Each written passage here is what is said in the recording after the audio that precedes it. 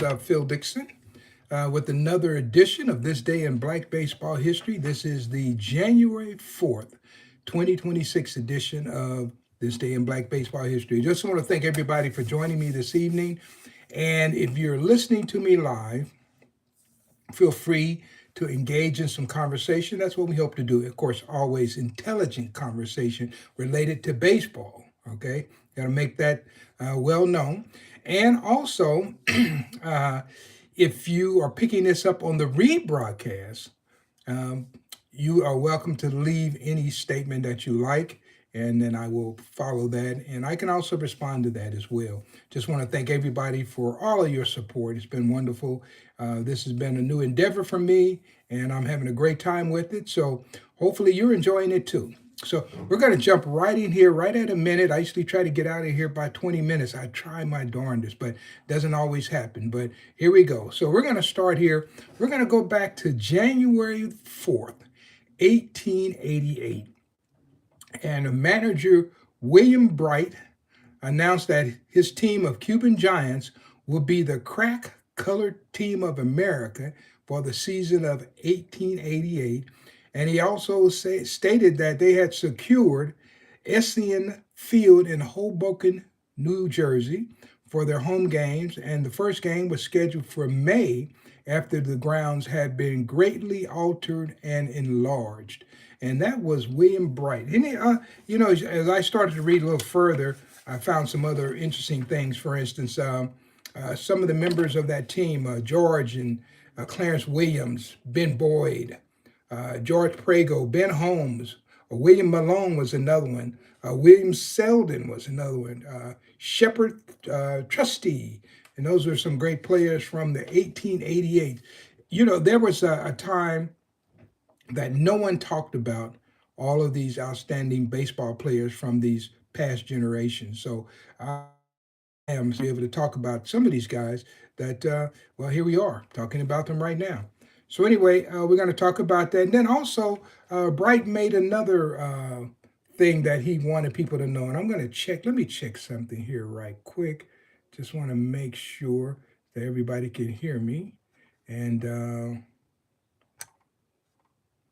let me see if I can check here. I'm checking for something here. Let's see. Maybe this is the way. No, that's not the way to do it. I tell you what. Okay. I'm just checking for a few things just to make sure everything's where you can understand me completely. So I see someone joining in, and welcome. And this is Phil Dixon here talking about this day in Black baseball history. So anyway, I was talking about the 1888 Cuban Giants. And how about this? He was going to give bonuses that year for his players. So in addition to your regular contract that you have for playing, he was going to offer you $1 for every home run you hit. And since he was going from week to week, he said the player with the most hits each week will bat in the leadoff spot the next week. And of course, he will get a dollar bonus. All right. And the highest batting average for the week would also get $1. Man, I tell you what, these guys had to be playing for the love of the game, because I don't know how much $1 was in 1888, but I get the feeling it wasn't a lot. But it was more than they might have been getting shining shoes or, working, in some of the factory jobs that were there. And so, hey, they took this opportunity because they wanted to do something that they loved, and that was play baseball. So anyway, that's the 1888 Cuban Giants, and that was a proclamation by William Bright on this day. All right, so we're going to jump real forward. We're going to jump to January 4th, 1947.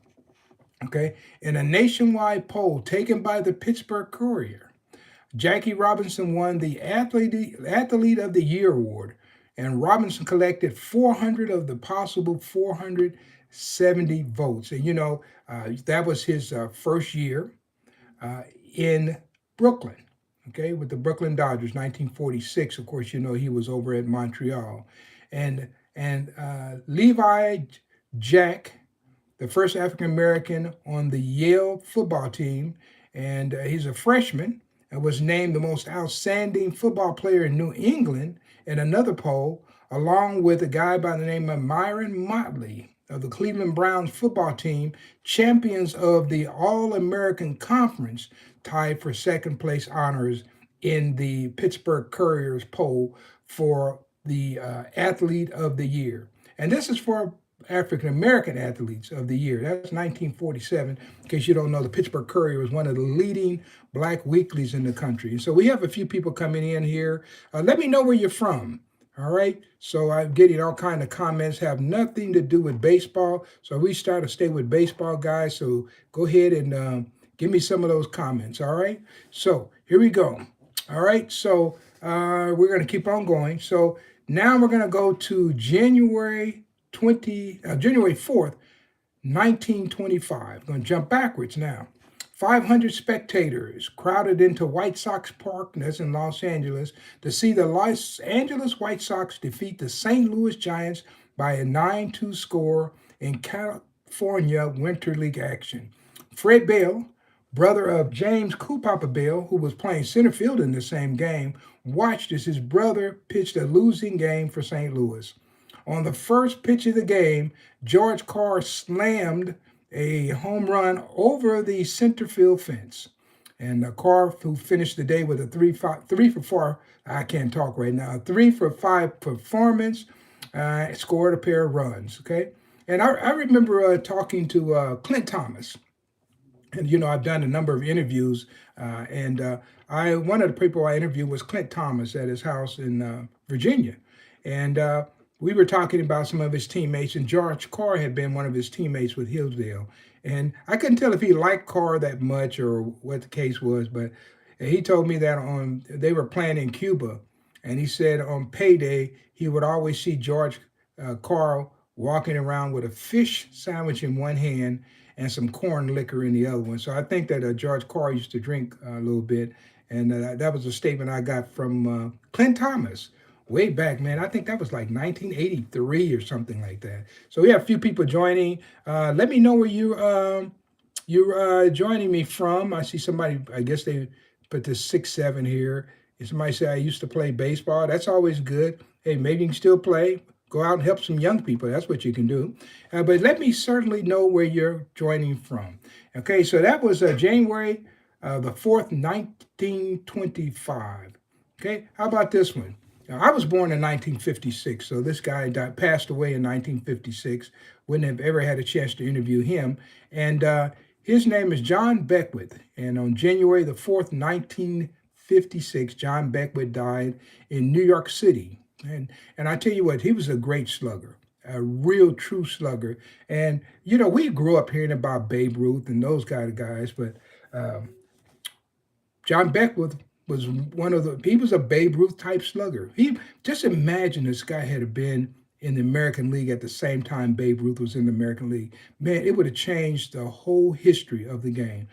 Let me tell you this, 1921, at the age of 19, he was the first player to hit a ball over the left field fence onto the factory roof at Cincinnati's Redland Field, later Crossley Field.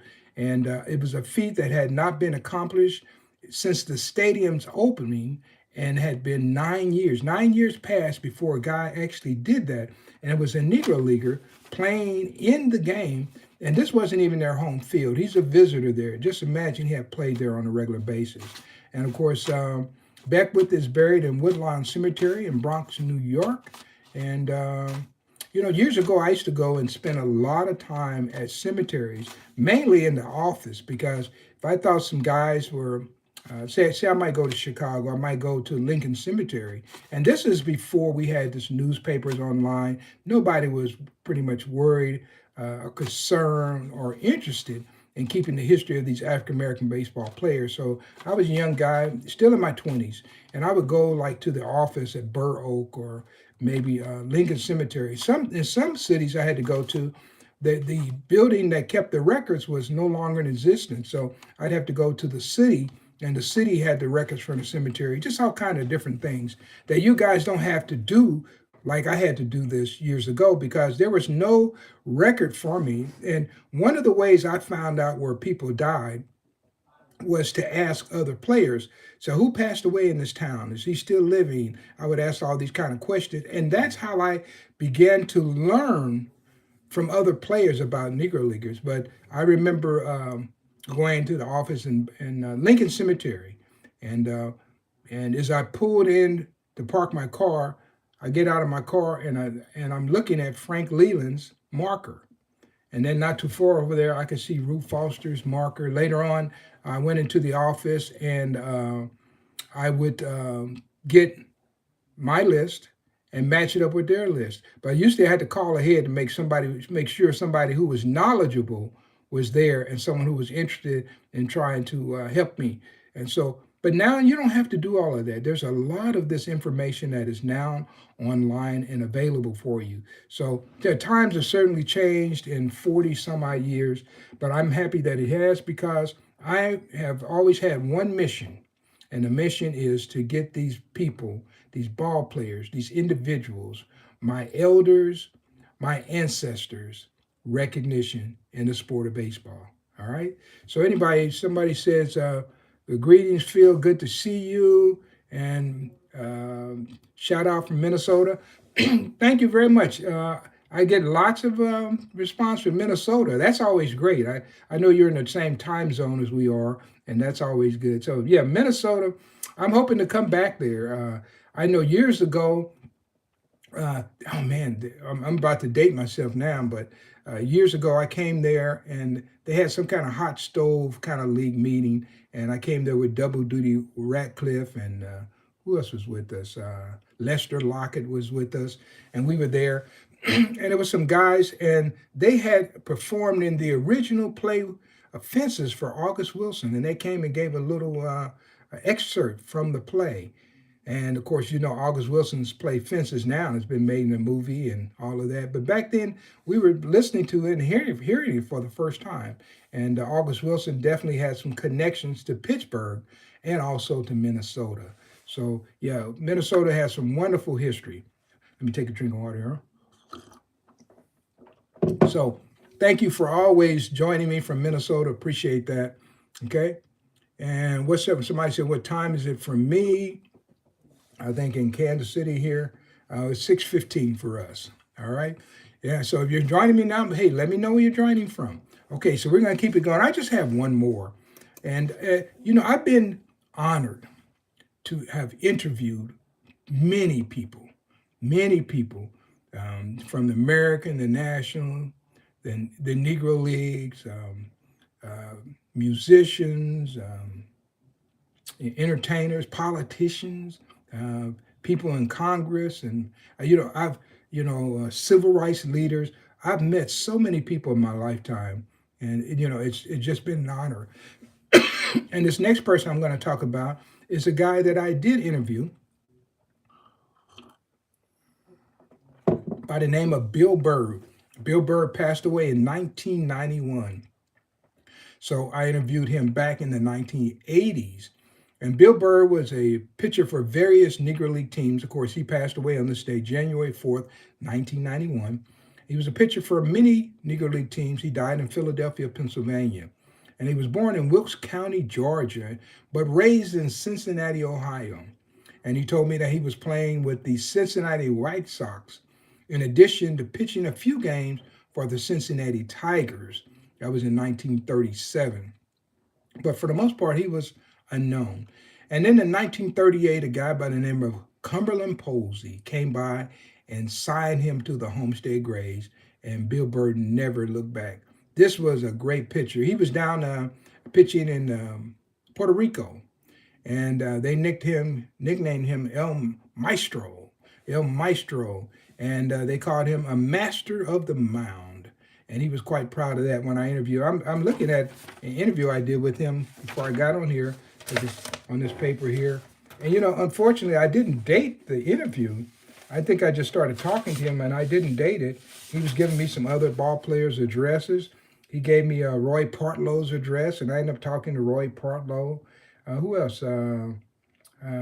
He mentioned Neil Robinson. Remember Neil Robinson? Neil Robinson had passed away, but he knew that Neil Robinson lived on Central Avenue in Cincinnati when they were growing up. And so he was able to tell me all of those things. Maybe you've interviewed a Negro Leaguer or two. Now, there are some guys And they're different than the Negro Leaguers that I interviewed, because I interviewed guys who were playing in the 30s, the 40s, the 20s, the teens. I even had one guy who played in 1909 I interviewed, right? So my knowledge came from a wealth of a variety of people. Now you have guys who are, quote, Negro League veterans who played in the 1950s. And I know the 50s, are almost 70 years ago, but can you imagine the people I interviewed? They played, some of them, over 100 years ago, 110, 115 years ago. And the stories they told me are the stories I'm trying to relate to you today. And that was Bill Bird, and I will tell you a little bit more. In 1940-41, he's pitching down in Puerto Rico. He won 15 games and lost 5.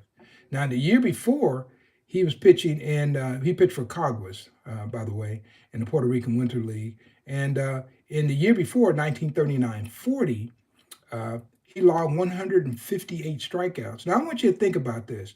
These guys had played all summer in America. Then they would go down and play Winter League baseball.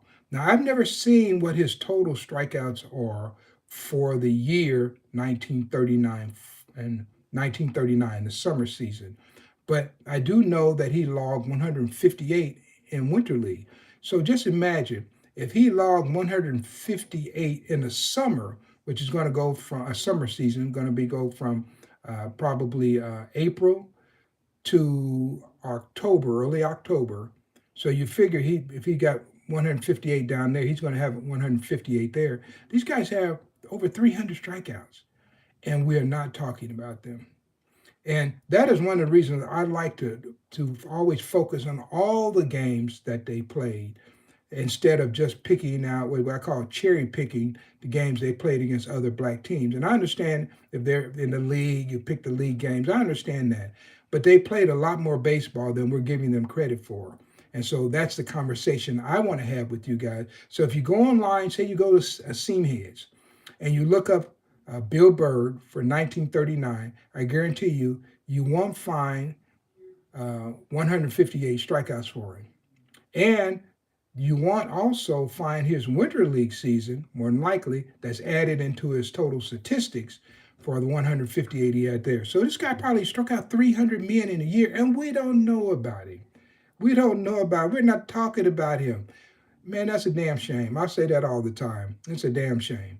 And that even sounds good to me. It's a damn shame, because these guys deserve more attention than we're giving them. And I was so happy to have participated with the merge of the statistics that gave these guys a little more recognition. Not the true recognition they deserve, but a little more, right? And so we're going to keep on talking about all of their achievements and all the wonderful things they did on this broadcast. And so I do want to thank everybody for who's been joining me. And I do have some different people that I want to mention some things on. If you're interested in baseball in the upper Midwest, you're going to have to follow this site. It's moriah.press.com. And that's going to be a site I'm going to be adding to that site as well. And we're going to be talking about black baseball in the upper Midwest, another region of the United States that was completely different from the southern region, and completely different from what was going on in the East. So many Eastern players actually came out west to play in North Dakota and South Dakota, Minnesota, Iowa, Kansas. All these places have history related to the Negro Leagues that needs to be talked about. So, guys, I want to thank you as well. We're off to a great start this year, talking about these broadcasts. For the subscriptions are coming up. We're on our way to 500 now.